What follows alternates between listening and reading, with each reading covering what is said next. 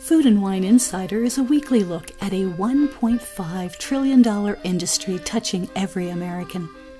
Devoted to the business of purveying food and decanting wines, Food and Wine Radio is a unique program highlighting not food recipes or wine vintages, but how to make a profit while satisfying America's palates. In this competitive but highly rewarding sector, many men and women have made profits while fulfilling a dream. Food and Wine Insider is all about better managing any business involving food and wine. Each week, your co-hosts sit down with successful restaurateurs, food mavens, winery vintners, store owners, food suppliers, and other leaders in the worldwide industry that centers on foodstuff and wine. In frank give-and-take sessions, guests and panelists talk about the business of bringing healthy and pleasurable foods and wines to others.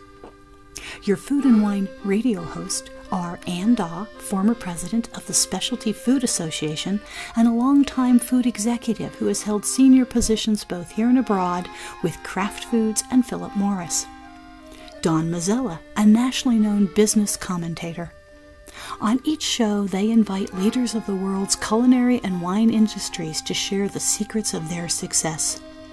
Visit us at foodandwineinsider.com. And our next guest is Jelena Meisel of Zonin Wine. We asked her on the program because she is involved with some of the world's finest vintage wine varieties. Jelena, welcome to the program. Hi. Hello, Don and Ann. Thank you for having me. Well, we're happy to have you, and our wine expert is Ann, so I'm going to turn her over to you. Thank you, Don. Just by a little way of background, Jelena Meisel is the brand marketing and communications manager for Zonin Wines here in the U.S. Jelena, welcome to Food and Wine Insider. Thank you. My pleasure. Since 2010, you have been with Zonin Wines USA. Before you joined them, what were you doing, and how did these other experiences help you with your responsibilities at Zonin? Well, I've somehow always been in the food and wine industry, and right before joining the Zonin family in the United States, I worked on an importing side of food products from all over the world into the United States. So food and wine must have been in my veins to be determined to end up with a wine company then. Very good. I mean, you're being modest, but I think you worked for some trade associations and really understood how to make those connections and build those relationships. And I think that's pretty important, especially for the wine business. Definitely. I mean, it's, at the end of the day, there's beautiful stories and everything, but it all relates to business and how does that relate to the market? In this particular case, how does Italian wine relate to the U.S. market? So everything, I think every step that you take prior to, to today leads you down the road to the path where you are today. Mm-hmm. Please talk a little bit about the history of Zonin and the family, because I believe it's 7 generations of winemakers in northern Italy. Please tell us a little bit about the family and how they've come, what they do in terms of their portfolio. I think it's really important to say that Zonin Family Wines, it is truly a family business of families. And the winery today is owned and managed by 3 brothers. And it is evident in every part of their business. So each member that works, even though we are probably, I think, 3rd largest privately owned winery in Europe and in Italy, it is still deep down, like rooted in the family business. And the way it is, basically, the family comes from northern Italy, from Veneto region and the land of Prosecco. But one of the pioneering things about the Zonin family was that Johnny Zonin has decided to explore outside of the region. And I think way back in, 60s and 70s, it was unusual for an Italian winemaker from Veneto to explore areas of Tuscany or Puglia or Sicily or even in this case, United States. And with time, I think he has shown his vision by, exploring regions like, coastal Tuscany, like Chianti, Puglia, Sicily, Piedmonte, and now our robust portfolio involves, 7 most important wine regions of Italy and one here in the United States and the newest one in Chile. So. Yeah, no, I was fascinated to read that the portfolio really includes 9 wineries, and as you say, it's a family of families. It's a family of family wine companies, and I think it's their philosophy about preserving the local winemaking traditions, the land, and the culture of the respective regions it's quite refreshing to hear that. What do you think are the particular challenges of bringing an Italian wine to the U.S. market, and what do you feel makes Zonin distinctive among wines from anywhere in the world? I think, the focus of the Zonin family has always been the indigenous grape of the region where the wines are from. And really, like you said, honoring the land, the terroir, the history, the people, everything about it is the expression of the wine in the bottle. And I think telling that story and really having a clear distinction of what makes our wine different from others is really that input of the region. Bringing wines into the United States, I think, like any other winery, you battle 2,000 different, wineries in the United States, and the market is so large. And I think the biggest part is really the education. And with each bottle, you educate a consumer. And that's kind of where Zonin sees itself in advantage to, I think, anybody else. And so you're in the marketing and the branding aspect of the business. What do you find creates that easier acceptance amongst the buyers, and what aspects make acceptance difficult? I think, from the marketing point of view, I think it's very important to not to romanticize wines too much, to actually really be clear and concise with the message, and to have a distinct selling point for each of our wines, and understanding what makes our wine so special. It is, we are in an era where the words are magical, but, it's really, when it comes down to it, it's tasting that wine, understanding where it came from, what it makes special, our whole production process, vinification, and everything. I think that's what's important to say about Zonin wines and how we approach the market for us, for both marketing and sales perspective. And do you find when you've had difficulty sort of closing the sale, so to speak, what are some of the barriers for you?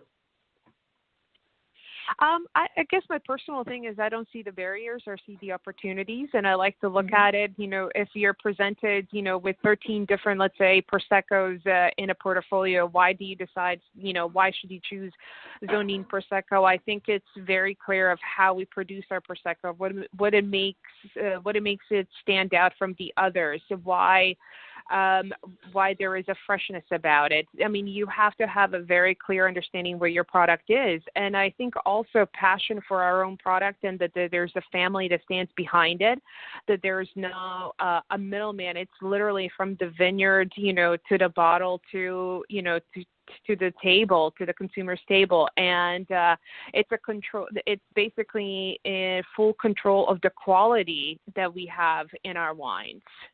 Mm-hmm. And you have what's called a brand architecture. Can you talk a little bit about it and how it influences your marketing activities? I think, we have a very clear structure, because only one name, one product in the portfolio carries the family name, which is Zonin Prosecco. So that is clearly, for us, a focus. And then we have, 9 different wineries in that portfolio. But I think, from the architecture, it's basically everything is built from the point of view of the family. And I think it's our family tree of wines. That's kind of how we present the portfolio. Okay. We've been talking with Jelena Meisel, from who's brand marketing and communication managers for Zonin Wines here in the U.S. If I understood what I read correctly, you promote each of the individual wine estates. So not all products are under the Zonin brand. How does this make your job complicated in supporting so many brands? I think it's important to preserve the identity of each of the estates. It is, so only one product, like we said, carries the family name, and the rest are very much dedicated in the roots of the region where they're from.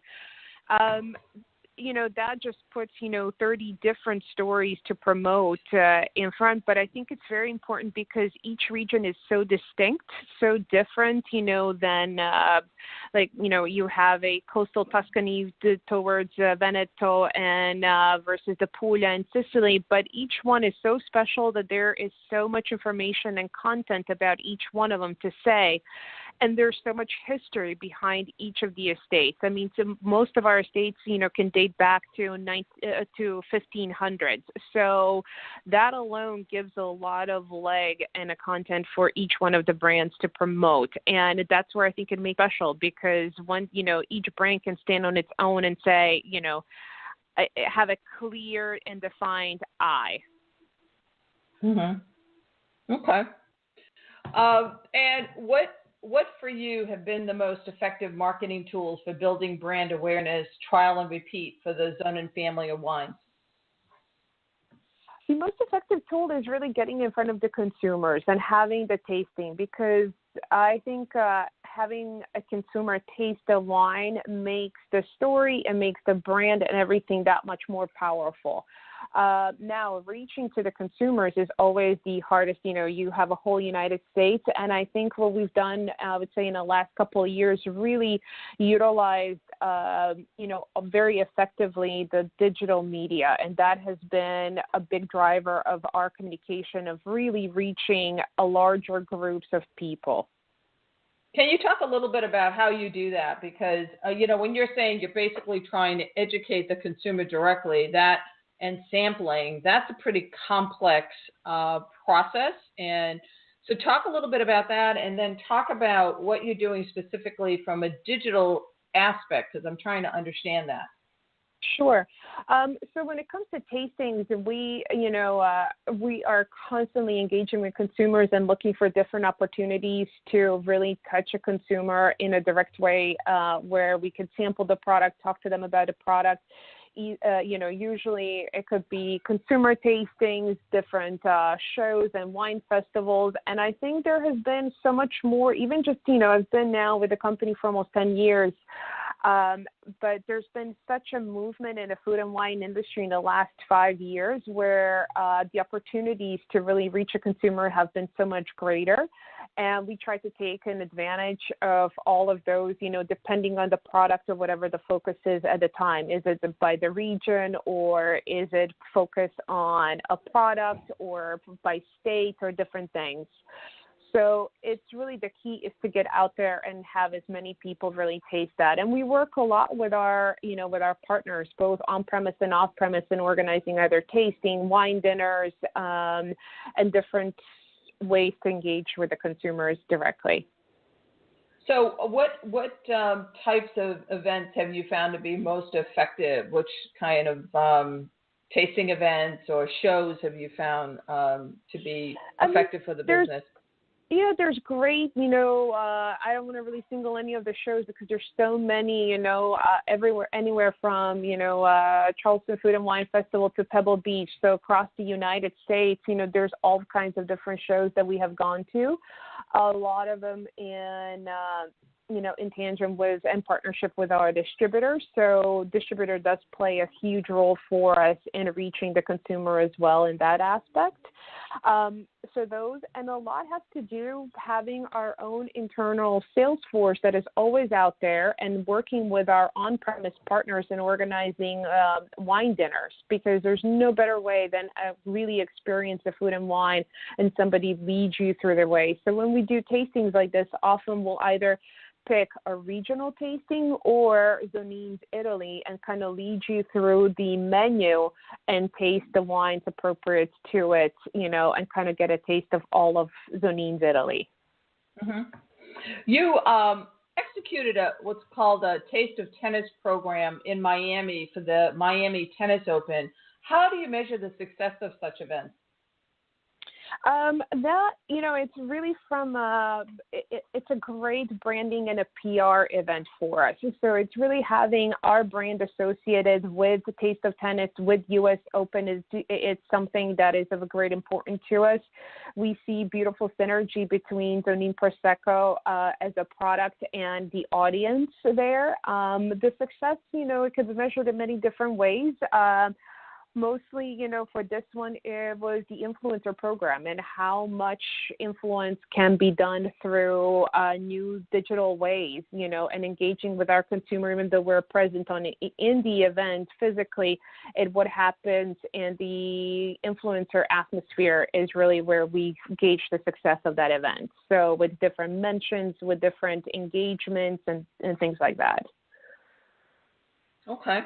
And what other types of events do you find to be effective in marketing the brands? Are you seeing other tastes of, with a sports event or whatever? What are other ones that you sort of are targeting as opportunities for the Zonin family of wines? We have done, different kinds. We've really tested the market, obviously here with a consumer that is involved in tennis or somewhat of a luxury event or a product. We have done different partnerships with racing division of Ferrari. So really aligning ourselves with a consumer that really sees Zonin Prosecco as an everyday luxury, not a celebration, but an everyday luxury or simple luxury. Okay. And what is the pricing of the brands that you're managing versus other brands from other countries on the U.S. market? Our portfolio, because it's so vast, the pricing goes anywhere with products from $14.99 to $199 in retail SRP. So it's very diverse portfolio. Mm-hmm. So you have a product for anyone essentially. Correct. Yes, it really. Mm-hmm. I mean, the product. Each of every part of our estate, has an entry level, mid-level tier, and a crude tier. So it's really kind of to guide you, to bring you. We have product really for a beginner wine consumer to a very sophisticated wine consumer. So it's really, a goal for us is to introduce a consumer to the wine to begin with, and then to lead them and grow with them through our portfolio. So to kind of have a wine for them in all of the stages. Right. Are there any trade restrictions at this point on wines coming to the U.S. from Italy? Not that I am aware of, or we have not encountered any right now. Okay. And I'm assuming you're on the ground here in the U.S. yourself. Correct. Yes. Correct. I'm based in Miami. You're based in Miami. How many people are here in the U.S. working to expand the distribution of the Zonin wines? Directly, so we are an importing company, Zonin USA, and Zonin USA has 42 employees, full-time employees. And where are they focused in terms of their responsibilities? It's all it's regionally divided. So we have 5 divisions, and each one has, then regional managers. So, and then we're distributed in all 50 states. So we have relationships, in all 50 states. And in terms of distribution, I'm assuming you work with distributors, and talk a little bit about how your products get distributed, just the process. So Zonin USA is an importing company, and we import all of Zonin family wines, but we also represent some other wineries. We have strategic partnership in Argentina, so we also represent a brand called Piatelli Vineyards, and we have a distribution in all 50 states, and we work with our distributors, on a daily basis, really to establish the relationships for both on-premise and off-premise. And I think it's having a very strong relationship of our sales team with the distributors is a key factor. Okay. Again, we've been talking with Jelena Meisel from Zonin Wines. Just tell me a little bit about what you've learned about wines, and has anything surprised you about them? I think my biggest learning factor was, I was always worried before about the pairings. Does this wine go well with this or that? And one of the most beautiful lessons, of being in the industry is really enjoy the wine that you like, and it will enhance any experience or food pairing that you have in front of you. There's definitely chemistry between food and wine, but I think our palate is an ultimate judge of what we like, and there's no right or wrong answers when it comes to the pairings. And in terms of your sales, I'm curious to know, and I think our listeners would like to know, how much of your product is actually sold online versus in stores? I would think for an informed consumer, they might like to order it directly. Currently, I would say very little is done online for us. Maybe about 5% of our business is done online, but all of it is either on-premise or off-premise. Okay. And is there any reason for that, or do you expect to? That online will become bigger over time?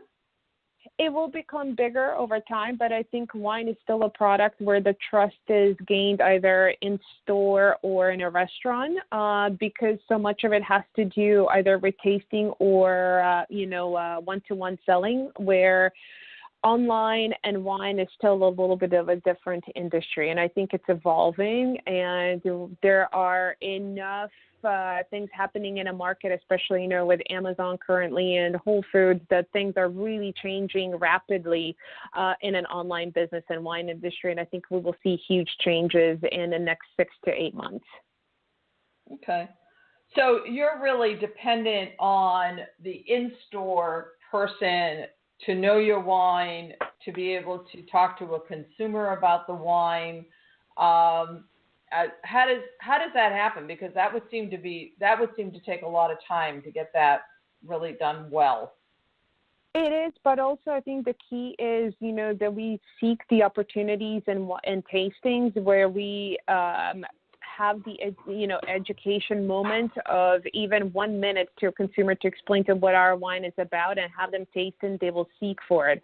But we also create a lot of campaigns where what I touched on earlier on a digital space, where we try to engage with the consumer and provide as much as possible education and for them access to purchase the wines as well, or at least direct them in that space. So I think everything that we do has to kind of work cohesively in order to get that, wine in a consumer's hands. Okay, tell me and describe it, because I think it would really be interesting to listeners. What has been your most successful event, and how do you measure success? I think when you look at it, there is the most successful ones are those that involve a consumer and trade both in tandem. And I think events like New York Food and Wine Festival, Pebble Beach, Aspen Classic, those are some of our most successful events, because there's such a great mixture of a trade and consumer that is visiting those events. There is an opportunity for education. There's an opportunity to educate and be educated. And I think also the environment that you're in is what makes it so possible to have a successful event. And then, of course, the most important part of any of these events is what happens before and after. So it's not necessarily even just what happens at the event. It's the preparation and outreach before and a follow-up after. Okay. And for you personally, what has been your proudest moment to date in working with this company?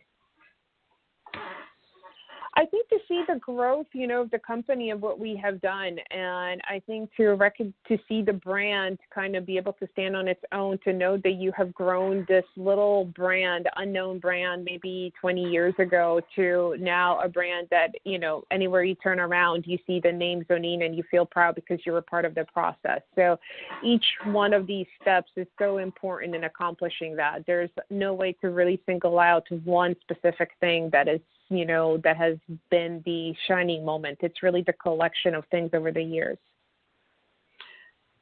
Thank you for that. And what are your specific goals? How does that all get set in terms of what you're trying to accomplish for the company, since you're here and the family's in Italy? We work very, very closely. This is we might have a few miles in between us and an ocean, but that doesn't stop us in communicating. I think communication is one of the most important things that we can do. It is constantly looking in different ways, to evolve, to communicate our message, to get the products in the right hands of the right consumers or the influencers. And I think always trying to stay ahead of the trends, and either in Italy or United States, and sharing those experiences. We have a marketing team here in the United States, and we have a team in Italy, and we work very closely to understand the needs of both markets and the information that we have. How do we really utilize that in the best possible way? But that's really all about the communication. What are your expectations for the future? My personal or Zonin's? Your personal that has to do with Zonin. I think to see really, the expansion of the portfolio. That's something really in a growth, maybe to see the growth even of the brand, expanding the brand in the United States by acquiring another U.S. winery, as we already have one in Virginia, but seeing some other expansions in the United States would be a very interesting new move. So you bought a winery in the U.S.? Yes, we have a winery in Barboursville, Virginia. And is that's producing a U.S., that would be them producing a U.S. wine?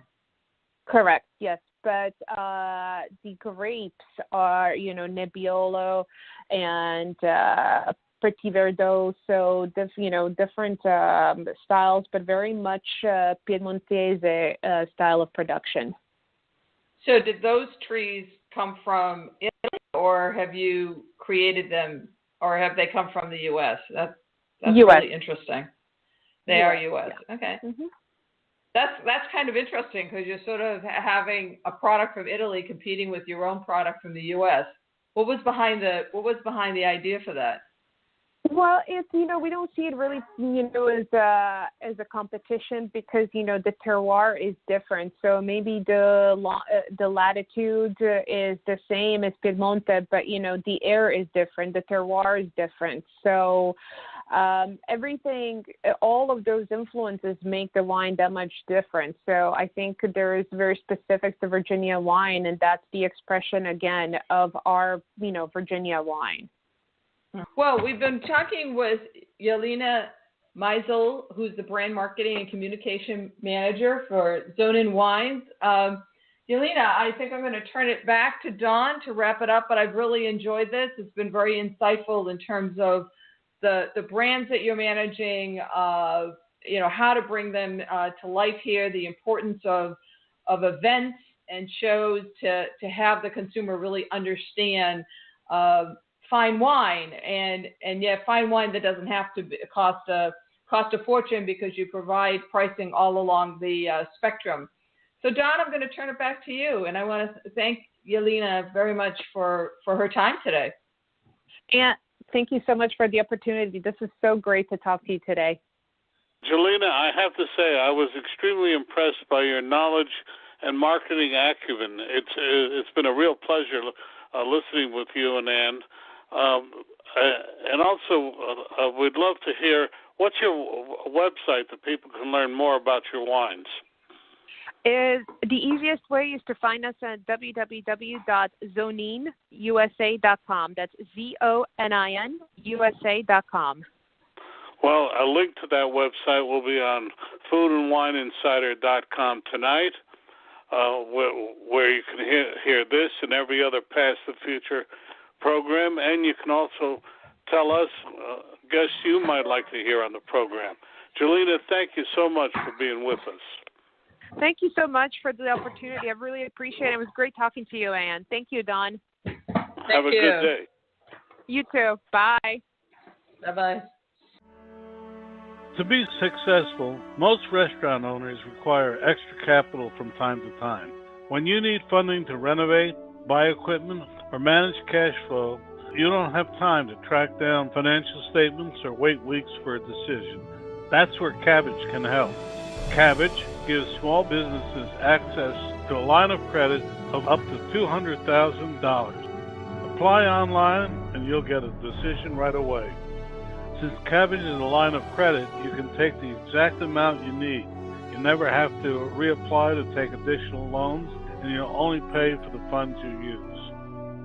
Cabbage has helped more than 230,000 businesses from every industry, and with $4 billion in funding, Cabbage is A+ rated by the Better Business Bureau and was named the Forbes Top 100 Companies twice in a row. Check out Cabbage at cabbagewithak.com/foodandwine, and you'll get a $50 gift card when you qualify. That's KABBAGE.com/foodandwine. Line of credit is subject to credit approval. See terms and conditions. All Cabbage business loans are issued by Celtic Bank, a Utah-chartered industrial bank, member FDIC.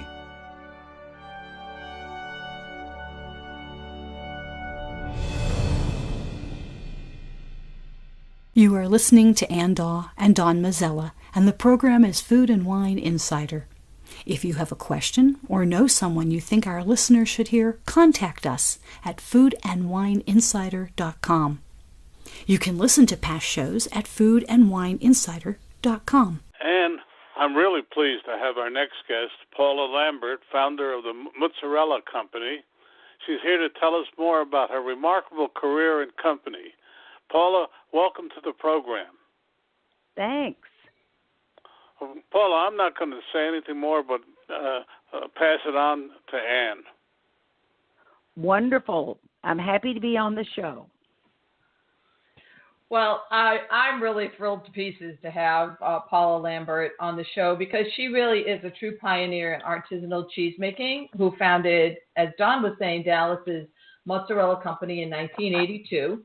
Today, our company has grown from making just a few pounds of fresh mozzarella to producing over 30 artisanal cheeses, all of which Paula has created herself. Paula's cheeses have won hundreds of awards and accolades and are known far and wide for their excellences. The cheeses are sold throughout the U.S. to fine restaurants and stores. And Paula, in case she wasn't busy enough, is also the author of the Cheese Lover's Cookbook and Guide and Cheese Glorious Cheese. Paula, welcome to Food and Wine Insider. Thanks, Ann. I think you have one of the most fascinating stories about how you got started. Please first tell us about your travels to Italy and the time you lived there, and about getting to know mozzarella cheese. Well, I love Italy, and I was fortunate to get to go there on trips, and I loved it so much that I decided that I wanted to go and live there. And so I went to study Italian and art history in the town of Perugia, which is between Florence and Rome in Umbria. And while I was there, I enjoyed everything Italian. I loved the architecture, the music, the color of the sky, the color of the buildings, the food, the wine, everything. And eventually, after 5 years, I came back home to Texas, and I started missing those things that I had enjoyed so much in Italy. And I eventually decided that I wanted to have a business that involved Italy so I could go back more. And then that led to my trying to decide what kind of business it might be. And because I love to cook, and because I loved fresh mozzarella, and we didn't have it in Dallas, I thought I would just make it. You know, Paula, I think you're being very.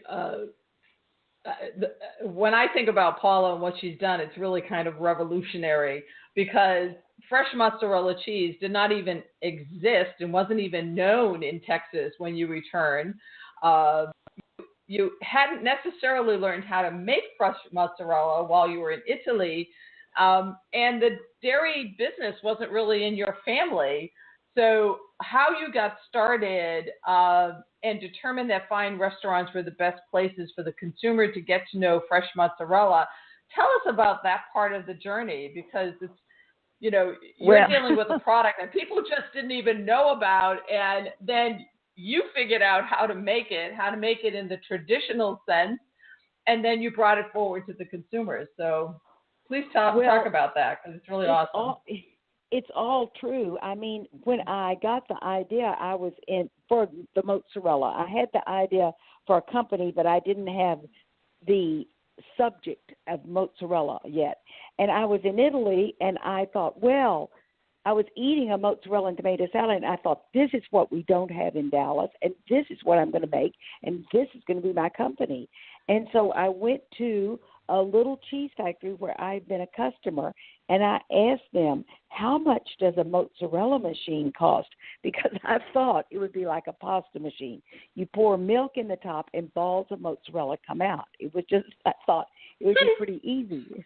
But it was a lot more complicated, and a lot of people helped me along the way. But it was 6 months from when I got this idea until I opened a factory, a little artisanal cheese factory in the shadows of downtown Dallas. And I had an Italian cheese professor who came over and lived at our house for about a month and taught us to make the cheese in the factory that I had built. So I had a lot of confidence that it would work out. But at the beginning, you know,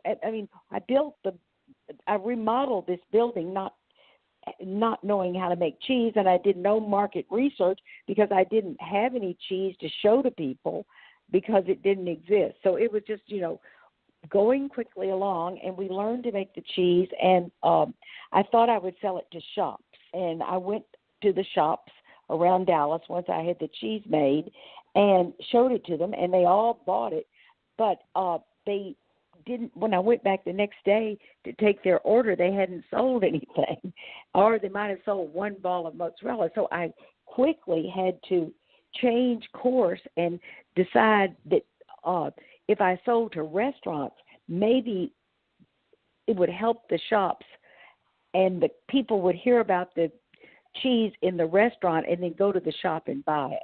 So that was my emphasis at the whole beginning, was on restaurants. And, you know, there's a certain nimbleness to what you're saying, because you saw people didn't really understand it in the shop, and you had to really introduce them, and the best way to do that was through the restaurant. So that shifting gears like that, sometimes with entrepreneurs, they have one set way that they're thinking about, it has to be done, and it's not necessarily what's going to make you successful. But your ability to shift quickly was pretty amazing in terms of making sure that you could be successful. You also learned fairly quickly that you couldn't just have one type of cheese. In fact, your company's called Mozzarella Company, but you make many other types of cheeses. How did you learn how to make the other cheeses that are in your line? Well, I went back to Italy, and so here I'd been open for about a year and a half. The company was not successful financially, and I thought, I've got to make some more cheeses. And I didn't have a way to learn how to make any other cheeses except to go back to Italy. So I went back to Italy, and I went to the cheese factory where I'd gone originally, and I went to the school up in northern Italy where the cheese professor had come from.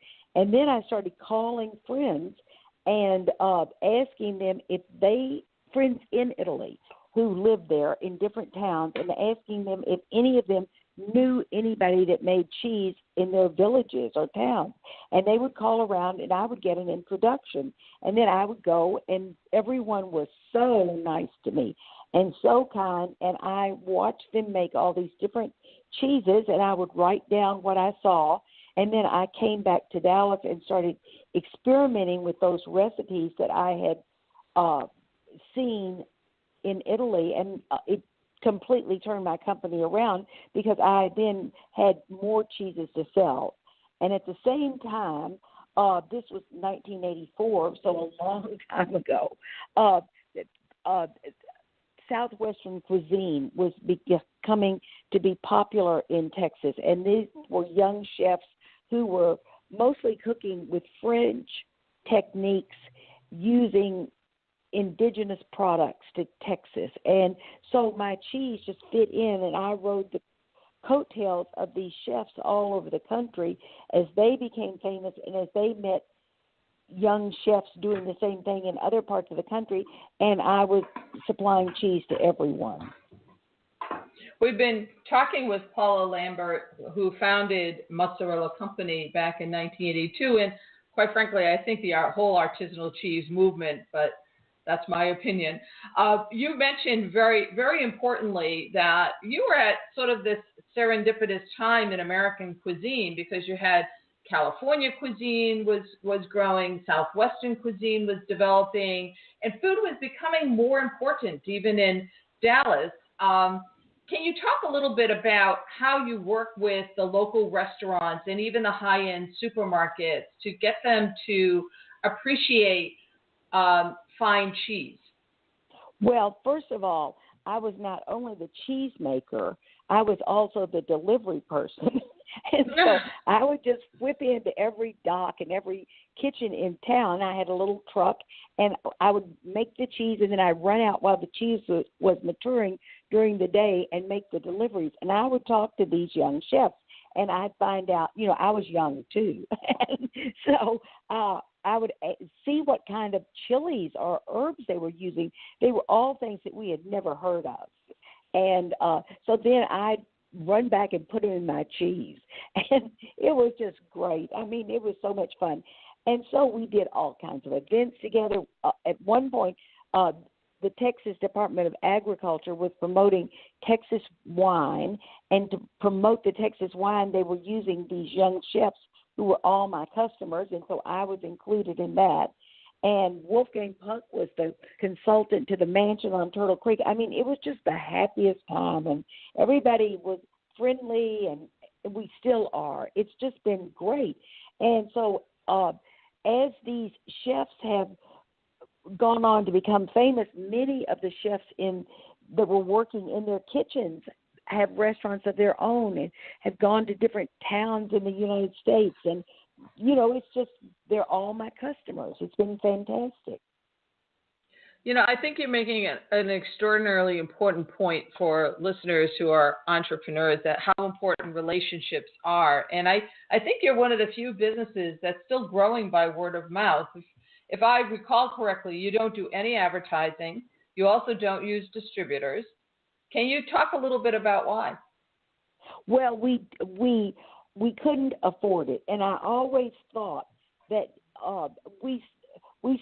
the way we sold was just like a drop in a bucket here, a drop in a bucket there, and we had those customers that wanted our cheese, but the easiest thing was to ship straight to them, and so we just began doing that. At first, our business was really mostly restaurants, and as the years have progressed and as the specialty food business has changed, we began selling more and more to specialty grocery stores. And we do have a distributor now, and that has worked very well because it's easy to get it into the retail grocery stores with a distributor than it is directly if you want to go outside the city where you're located. But we still, ship all over the country to all kinds of people. And we also ship through Cisco. They have a great program that's called Chef X, and restaurants. No, Chef X. And yes. restaurants and hotels and delis and everybody all over the country can order directly from us, and we drop ship to them through Cisco.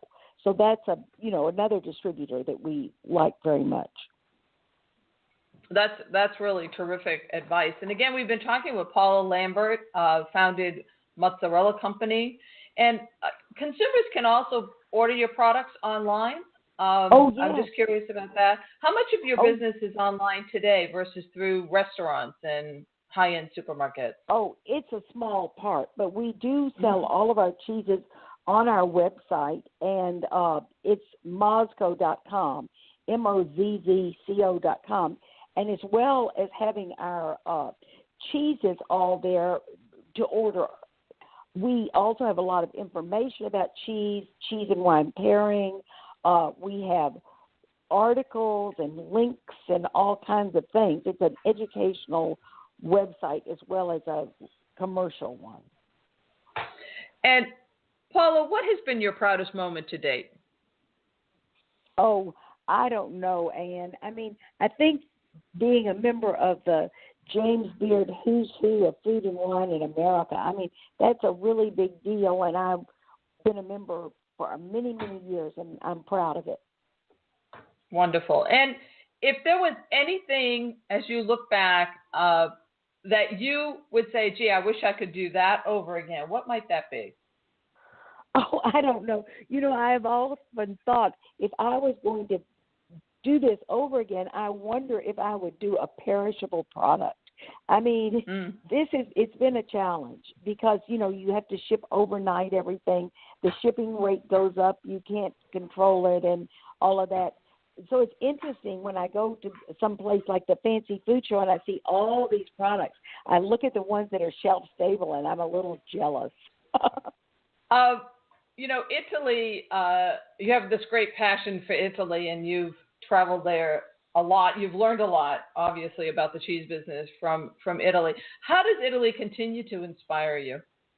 Well, I have a travel business, and I take people on trips to Italy.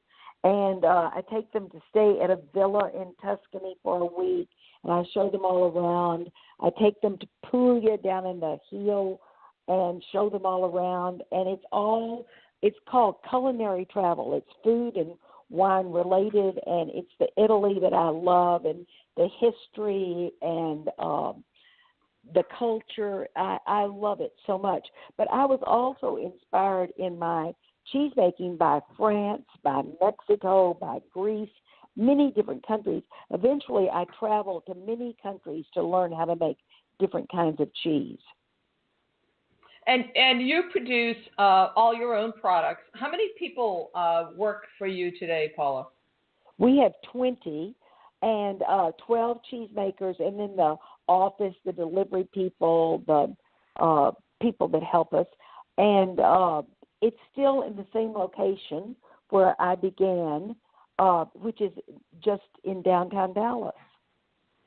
And so you haven't outgrown your space. That's pretty impressive. No, that you're able to produce more product. Go ahead. Well, we've been clever about the way we use our space, and it's really worked well for us. And I couldn't have chosen a better location. And how long have the people that you've employed been with you?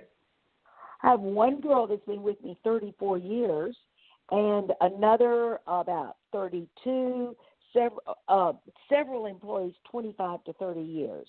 It's wonderful, and it's very important to me that these people are successful in their lives and that they can earn good money working for me and support their families. And are there any things you do with the community? Because I know you're very conscientious about Dallas, about the environment. What are some of the things that you do from a social standpoint that are for the community?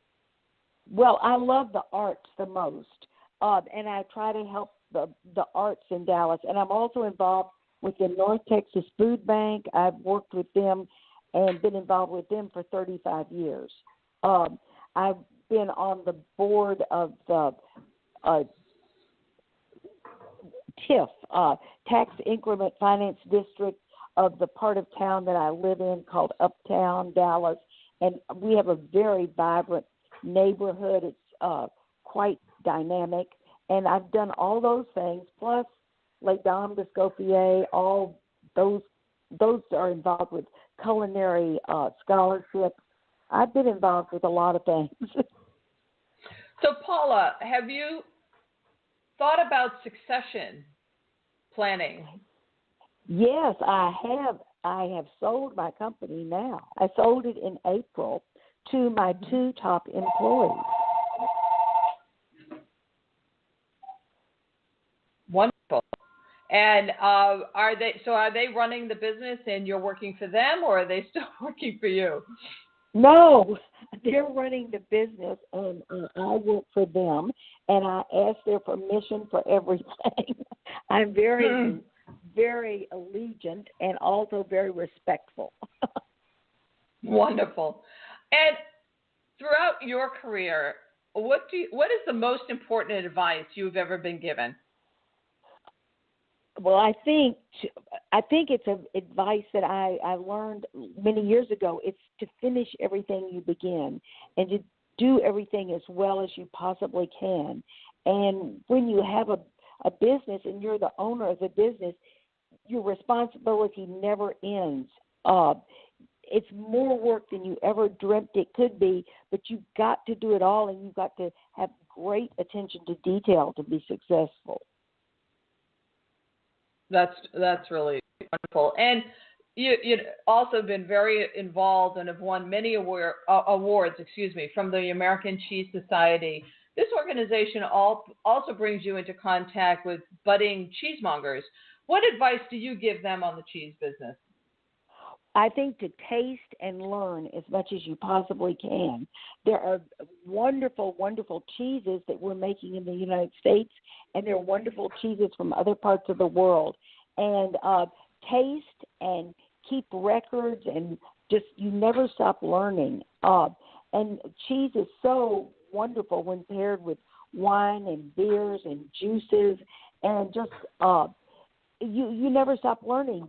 The combinations are infinitesimal. Do you have a favorite cheese, Paula? Yes, I do. It's fresh mozzarella. I had it last night, my favorite mozzarella and tomato salad. I mean, I love it. I've had it twice this week. How do you prepare it? What do you put with the mozzarella and the tomato? I'm assuming it has to be fresh tomatoes. Yes, fresh, really good tomatoes. In Texas, we have right now the East Texas tomatoes are just perfect. And you slice the tomatoes, you sprinkle them with salt. And yesterday I took little bocconcini that are small balls of mozzarella and sliced them and then distributed them on top. Instead of doing like a deck of cards, I just had the mozzarella on top. And then I had little basil leaves sprinkled around. And I made a vinaigrette from basil pesto, olive oil, and white wine vinegar. And that was really good. The classic way, however, in Italy is with mozzarellas and tomato and basil, salt and pepper, and only extra virgin olive oil. They don't put any vinegar or balsamic vinegar or any vinaigrette or anything on top of the mozzarella. And so it's different than we've gone on here in the United States and invented new ways. And when's your next trip to Italy?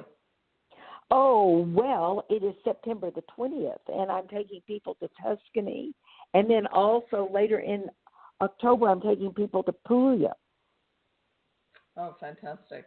Well, Paula, I could talk for hours with you because I think there's so much to learn from you in terms of your experience. You really, I think, created the artisanal cheese movement, especially with regard to mozzarella. And it's been a real pleasure for me to talk with you. I'm going to turn it back to Dawn to wrap it up and make sure that we get everyone to know where they can find your cheese. Well, thank you, Anne, and thank you so much for inviting me to be on your show. It's quite an honor, and I really appreciate it. Wonderful. Well, we've been talking with Paula Lambert. She's founder of the Dallas-based Mozzarella Company. I love the fact that you're in Dallas with a mozzarella company. A link to her website. And Paula, will you give us your website again for our audience? Yes, it's Mozzco, MOZZCO.com. Thank you. A link to her website will be on foodandwineinsider.com tonight, where you can hear this and every other past and future Food and Wine Insider program. You can also tell us what guests you might like to hear on the program by taking a short survey. Again, Paula Lambert, thank you so much for being with us. Thanks, Don. You know, your last name is a little bit like mozzarella. If you knew how many times I've been called that in my lifetime.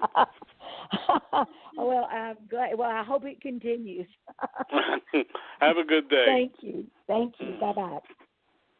Now it's time for Ann Dowd to talk about what's happening in the food and wine world. Hi, I thought I would talk today about brand purpose. As I grew up in consumer packaged goods, we didn't talk about purpose. We talked about our category of products, our competition, what deals we would run to load the consumer's pantry before our competition did, and what new line extensions we would introduce to bring consumers back to our category and more specifically our brand. We also thought that owning the shelf set at retail was critically important, as it demonstrated the importance of our brand and products to the consumer, who basically has about 6 seconds to see our brand as they walk down the aisles. We were ever attentive of the data, whether it was warehouse withdrawals, market share, and growing the category, especially if it benefited our brand. But then increasing shareholder value took hold, and we stopped innovating. It was easier to take pricing and cut costs, what we would refer to as the salami effect. In other words, each reduction in cost was compared the product to its previous version, not to the original recipe. Supermarkets became more powerful as they then gathered their own consumer data and through their own reputations created brands to compete with the national brands. Initial private label products weren't as good as the brands, but were definitely cheaper in price, thus attracting consumers. As these private labels improved their products and brands reduced their costs, the differentiation decreased. Bless the entrepreneurial specialty food purveyors who saw that there should be better products for consumers and pushed the trends, whether it was non-GMO, gluten-free, organic, range-free, hormone-free. They not only affected what consumers eat, but get consumers to actually think about what is in their mac and cheese. In effect, the entrepreneurs changed the way consumers eat and think about how food relates to health. But equally, if not more important, these entrepreneurs and some enlightened corporations understood the importance of brand purpose, not just about what you do, but why you do it. There are companies producing products that reduce waste and see the food cycle as not linear, ultimately to landfills, but rather circular, feeding humans, feeding animals, and feeding the soil. The purpose of these companies is embedded in their DNA. Just think of Paul Newman's Own, or Ben & Jerry's, or Etsy, or Tom's. The purpose of a company drives the strategic direction, no matter what the cause, because the consumer can smell out a fake. So when I hear it said that brands are dead, I think it's that the brand may have become no longer relevant. We have to reconnect with our consumers and have them understand our brand purpose. And then once they understand why we exist, they will buy our brands. Thank you. Food and Wine Insider is a weekly look at a $1.5 trillion industry touching every American. Devoted to the business of purveying food and decanting wines, Food and Wine Radio is a unique program highlighting not food recipes or wine vintages, but how to make a profit while satisfying America's palates. In this competitive but highly rewarding sector, many men and women have made profits while fulfilling a dream. Food and Wine Insider is all about better managing any business involving food and wine. Each week, your co-hosts sit down with successful restaurateurs, food mavens, winery vintners, store owners, food suppliers, and other leaders in the worldwide industry that centers on foodstuff and wine. In frank give-and-take sessions, guests and panelists talk about the business of bringing healthy and pleasurable foods and wines to others. Your Food and Wine radio hosts are Ann Daw, former president of the Specialty Food Association and a longtime food executive who has held senior positions both here and abroad with Kraft Foods and Philip Morris. Don Mazzella, a nationally known business commentator. On each show, they invite leaders of the world's culinary and wine industries to share the secrets of their success. Visit us at foodandwineinsider.com.